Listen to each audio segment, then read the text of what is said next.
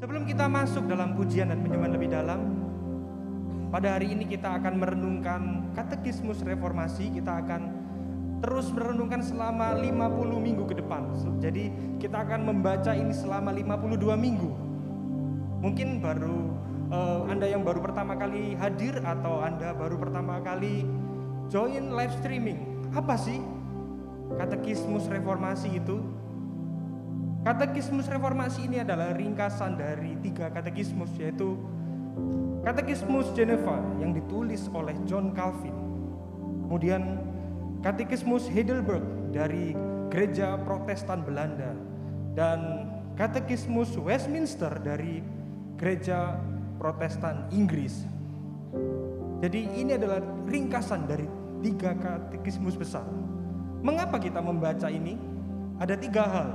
Yang pertama, melalui katekismus ini kita dijelaskan secara komprehensif, secara lengkap mengenai doktrin dasar kekristenan.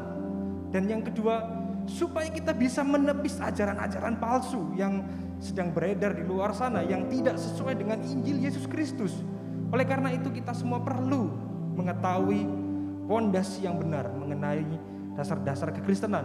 Dan yang ketiga, ini adalah bentuk penggembalaan dari gereja secara satu komunitas.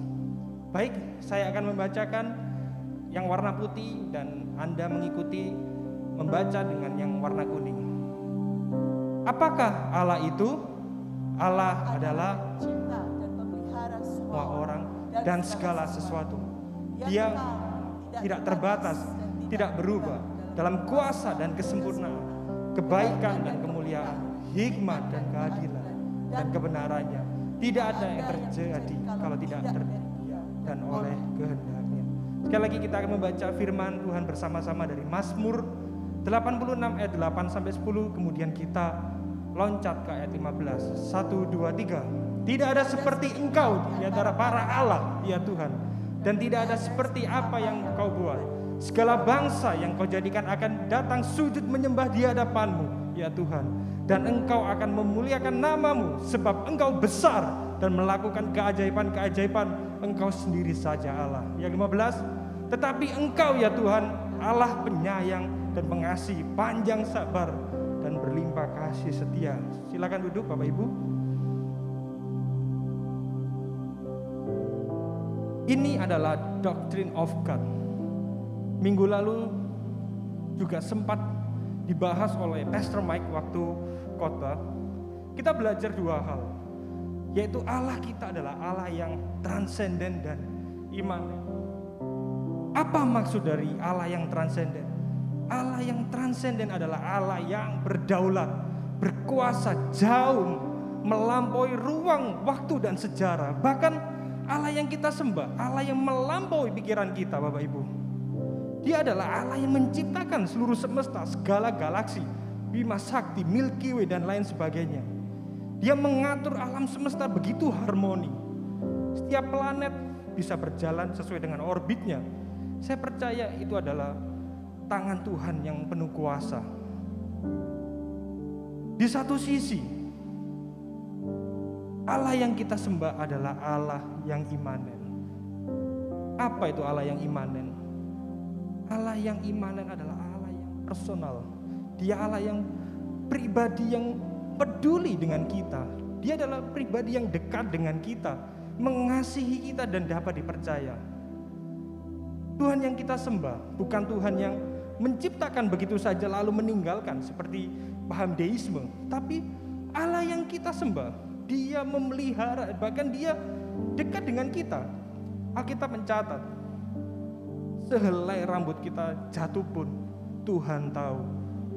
Bahkan yang lebih luar biasa lagi, Dia adalah Allah, tapi Dia mengambil rupa sebagai manusia. Bahkan Dia rela mati buat kami semua, buat kita semua. Masa depan kita tanpa pengorbanan Kristus di kayu salib hanyalah sebuah kebinasaan, Bapak Ibu.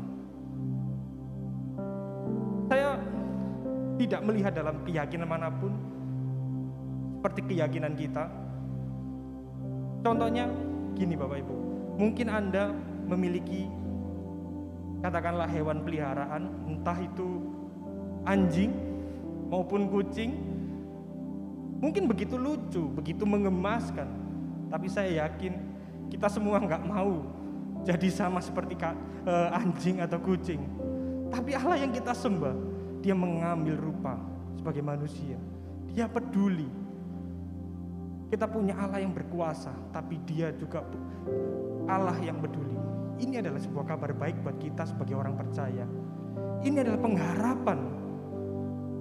Dunia kita tidak menentu, situasi dapat berubah kapanpun, tapi kita punya Allah yang berkuasa dan tidak pernah berubah. Mungkin kita seringkali kecewa dengan Tuhan, mungkin seringkali kita ragu, tapi melalui katekismus pada hari ini, kita kembali diingatkan, kita kembali dikuatkan. Saya undang Anda untuk bangkit berdiri. Kita akan berdoa bersama-sama. Mari tenangkan hati kita sejenak di hadapan Tuhan. Anda juga boleh bertobat bersama-sama dengan saya juga. Tuhan, ampuni kami Tuhan. Seringkali kami meragukan Engkau. Seringkali kami tidak percaya bahwa Engkau memegang kendali dalam hidup kami Tuhan. Seringkali kami takut akan masa depan Tuhan. Tapi pada hari ini Tuhan, kami kembali menaruh iman kami dan pengharapan kami hanya padamu Tuhan. Ini hidup kami Tuhan. Biar Engkau menjadi satu-satunya pengharapan dalam hidup kami Tuhan. Hari ini kami kembali mempercayakan hidup kami dalam tangan-Mu mulai saat ini sampai selama-lamanya Tuhan. Karena melalui tangan-Mu Tuhan, kami percaya tangan-Mu begitu berkuasa dan penuh kasih Tuhan. Dan hidup kami aman dalam tangan-Mu. Kami serahkan Tuhan hidup kami. Di dalam nama Tuhan Yesus Kristus kami berdoa. Amin.